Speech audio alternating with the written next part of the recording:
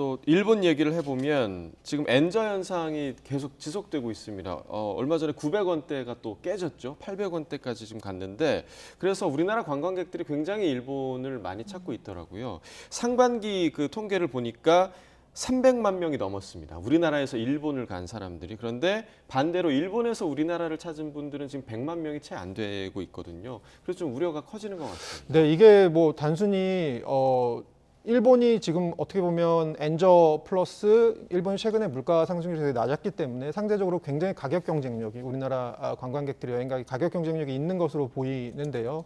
이제 문제는 지금 말씀하신 대로 거의 한국 분들이 한 분 정도 세 분 정도 가실 때 일본 분들은 한 분 정도 오셨다라는 예. 거고요.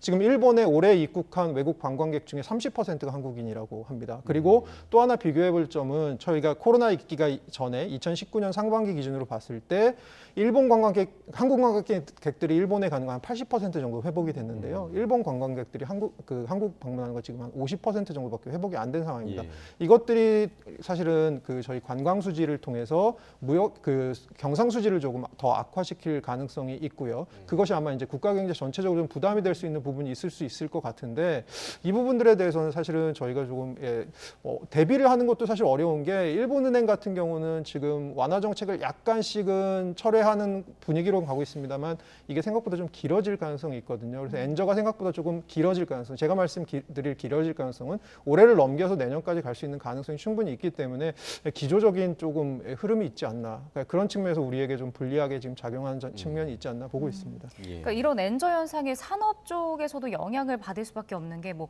조선이나 철강 같은 제품이 이렇게 수출 경쟁력이 좀 떨어질 수 있는 건 아닌가요? 그러니까 예, 맞습니다. 이게 아무래도 가격 경쟁력 측면에서 조선이나 뭐 철강 그리고 우리나라 반도체, 가전 이런 부분들은 일본 기업들과 사실 국제 시장에서 경쟁을 하고 있고요.